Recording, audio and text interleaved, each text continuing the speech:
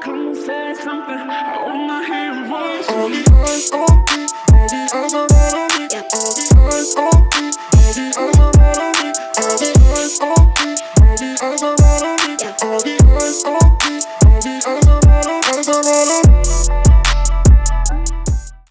What's going on, guys? It's your boy, the Mr. Fox, back in the house, and you know what it is. This is the review for Unordinary, episode 115, chapter 112, whatever floats your boat, whatever gets you by.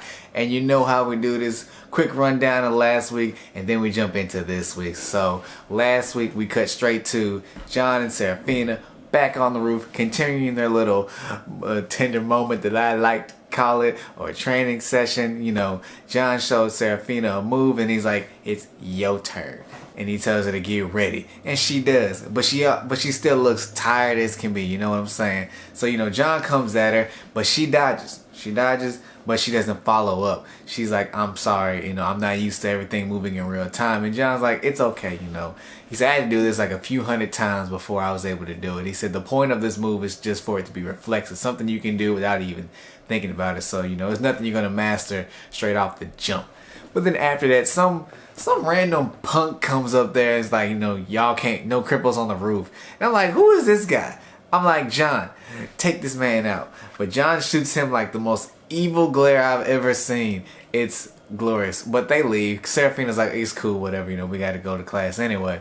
So as they're leaving, they're walking in the hallway. Seraphina's like, "I'm going to class early." John's like, "That's uncharacteristic of you." She's like, "I'd rather be in classroom where it's safe and supervised and out in the hallways where it's nothing but lawlessness going on." You feel me? And then that's when John cuts over and he sees green hair Chun-Li. And he's like, "I remember Seraphina telling me that some girl with green hair and buns pushed her down the steps." So he figured it must be her, because she's the only person like that in the school with it, I think. So John's like, "You know what? I'm going to go to the infirmary to get my hands checked out, because, you know, they're still kind of rough feeling." And Seraphina's like, "Okay." And then, you know, that's when John dons the mask again, or should I say, Tuesday makes a reappearance, and he tries to take out green-haired Chun-Li, and that's the end of the chapter. So, you know, that's last week's little recap. So jumping back into this week's chapter, we cut straight to Tuesday trying to murder green-haired Chun-Li. Actually, her name was revealed at the end of the chapter. Her name is Junie. I don't like it. If you like it, that's fine. Personally, I don't. I'm gonna keep calling her green-haired Chun-Li because it makes me feel better and it makes me happy. So it is what it is. So yeah. So this chapter is pretty much straightforward. It's just like when Tuesday took on Zeke. It's just actually with a little difference, and a little bit difference, but you know, we'll get into that. But yeah, so you know, it's just pretty much Tuesday beating the mess out of green-haired Chun-Li. You know, but we also learn what her ability is. Her ability is called Flash Forward. At first, it looks like she has clairvoyance, which I thought was like, man, this is gonna be broken if that's the actual case. But it's not. So she says later on in the chapter that she can only see his moves like a split second before. So that I guess that means, like, you know, if I'm about to throw a punch, like a few seconds before it makes contact, she sees it, and you know, she can dodge and get out the way, but only if she's quick enough. You know, it doesn't really matter if you can see what I'm doing if your reflexes aren't quick enough to get out the way, like when Sasuke fought Rock Lee. But green-haired Chun-Li is able to get out the way, surprisingly to me. And she keeps doing this, and I know on the inside Tuesday is just yelling like, "Let me hit you in the face," which he does a few times. I mean, it happens. You can only dodge for so long before Tuesday delivers the divine justice to your face. You know what I'm saying? So she realizes that she's outmatched. She can't go head to head. So she uses her ability to see what would happen if she tries to run. Pretty much the same thing. If she tries to run, he's gonna yank her up and beat the tar out of her. So she tries. She's like, "I'm gonna have to figure out a way to trick him into letting me you know, run away, or just like doing like a quick feint or something." But it doesn't work, and he ends up kicking her down the steps in like this glorious pan shot, which I mean I loved it. And it's a bit of irony to me because it's like you pushed Serafina down the steps and now you got kicked down the steps, and y'all both did the same thing. When she got kicked and Serafina got pushed, they both turned around to see who their assailant was. And in Chun-Li's case, it happens to be our boy Tuesday, or Bag Face. He doesn't have Tuesday on his face anymore, but I'm gonna call him Tuesday. It's easy to recognize him that way. So after she goes down the steps and she hits some steps hard, she runs down the steps and she hightails it, and I mean she's booking it to the cafeteria where everybody's at. She busts in, everyone's looking at her like, why you busting in the cafeteria? What's really what's going on? Meanwhile, ignoring all the blood and stuff on the face, I'm just assuming like everyone is just so used to fighting and seeing someone with a beaten up face, they don't even blink about it. I'm like, good night. Do y'all not see the blood that's coming off this girl's face? And, she's freaking out. She's like, is he behind me? Is he coming? Is he coming? And everyone's looking at her like, what's wrong with you? And then John walks in after he took the mask off, and everyone's like, "Oh, are you scared of the big bad cripple? He's so scary." I'm like, and that's when I made a comment in the reaction saying, "Don't let me have no powers and be like a high tier or a royal, and you say something slick to me, cause I'm gonna kick you through a wall ASAP. I ain't got no patience. You ain't finna disrespect me like that. Whatever." So yeah, John walks in and she doesn't let her guard down. She's like, okay, well he must have forgot about me. She said, but I still got to get up out of here.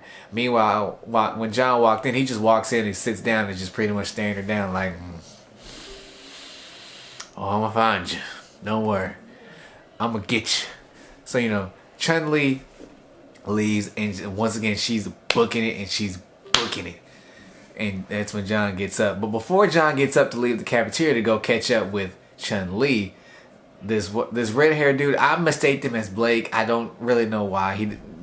Blake has a laser for an ability, and this dude, his ability is called Catch Up, which I don't know how he's able to run fast. I don't know. Catch Up. So he cuts in line with this blue hair girl. The red haired dude's name is like Heinz. I'm assuming it's like German or something. And the girl he cut from, she has blue long hair, and her name is Yulin. Her ability is called Clobber. I'm assuming she's really strong, or she can turn her hand or forearm into a billy club and someone. I'm hoping it's that one. That one seems more interesting to me than just, I have superpower strength. You feel me? But that's neither here nor there. But we cut to John leaving, and Chun-Li's, like I said, in the hallway. She's booking it, and she's booking it. She's like, there's no way he can catch up to me, and she be wrong. We cut to Tuesday back in the hallway, and he caught up to her pretty quick. I'm not gonna stunt. It seemed like she got a little bit of distance, but some people speculate that John probably copied Heinz's ability catch up. I mean, I'm assuming they're probably the most logical, or he's just really that fast. I mean, or she's just really that slow. Who knows? I mean, either theory is fine with me, but he catches up with her, and this is where I felt bad, because at first I was like, you better run. You need to tell me you pushed down the queen, down the steps. That's not cool. You gonna get what you deserve. But like I said in my other video, I don't condone domestic violence. Men shouldn't hit women, also vice versa. But we're not gonna go any further than that. That's just where I stand on it. But yeah, so he catches up to her, and he just proceeds to just beat her down. And this is the moment that really solidified to me that I was like, okay, you're going a little too far. He picks her up by one hand, and she starts pleading. She's like, I'm sorry. I'm so sorry. I'm just a lowly mid-tier. I don't know what I did. Please let me go. I won't tell. She's like, I won't tell anyone about this. Just let me go. And Tuesday's not having it. He just right in the face. I'm like, all right, dude, all right. She gets the point. Let her go. You did what you had to do. You're done. Let it go. Nope. He just keeps going, and he grabs her up by the collar one more time, and she's like, well, I'm sorry. Please just let me go. I promise I won't tell anyone about this. And the girl is just trying to do any and everything just to make it stop. And Tuesday, once again, is just not having it. He hammers her one more time in the face, and this girl head hits the floor like Gwen Stacy in The Amazing Spider-Man. If I can find the scene without getting copyrighted for it, I'm gonna put it up. But I mean, she hits the. I can hear the thunk. It was a loud thunk on the ground, and you know, you think he's done. You think he's done. Like, okay, last punch, you're done. Nope, he stands up and he kicks her, and he kicks her hard. She goes flying across the floor, and Tuesday's just standing over her doing the Michael Myers pose and all that. And I'm just like, dude, we're gonna have to find something. You're gonna have to chill, cause I mean, I'm all for divine justice and all, but I mean, the girl was already done. I mean, it's crazy that I felt bad for her, but I mean, it is what it is, and that's where the chapter ends. So, I mean, Tuesday delivered divine justice. I feel kind of bad for seeing him beat up Chun-Li like that, but sort of, kind of, not really, but you know, it is what it is. You feel me? That's not funny, but I don't know what else to say about it, man. I really don't. So yeah, that's where the chapter ends. Hopefully next week we'll cut to. Actually, next week I'm assuming we'll probably cut back to Eason, Blake, and Remy, or we're gonna cut to Arlo, because we haven't seen what Arlo's been up to for like the last 2 or 3 chapters. But yeah, I mean, that's it. That's all I got to say about it. Oh, one more thing. I was able to pull some strings for you guys. It was hard, and this man is really hard to contact because I don't think he really likes to talk that much for obvious reasons. But your boy was able to snag an exclusive interview with Tuesday. Yes, ladies and gentlemen, I have an exclusive interview with Tuesday. I cannot wait. The masked hero, assailant, vigilante, whatever you want to call him, will be in the building. Hopefully he does not do me like he did Zeke and Chun-Li. But you know, so stay tuned for that. Make sure you stop by the channel, hit the bell so you can see that. But with that being said, do all the stuff that I normally tell you to do. Subscribe, comment, like. Be sure to hit that bell. If you want to see that interview with me and Tuesday, you gotta hit that bell to know when that video drops. So that's all I gotta say on that matter. It's your boy Fox.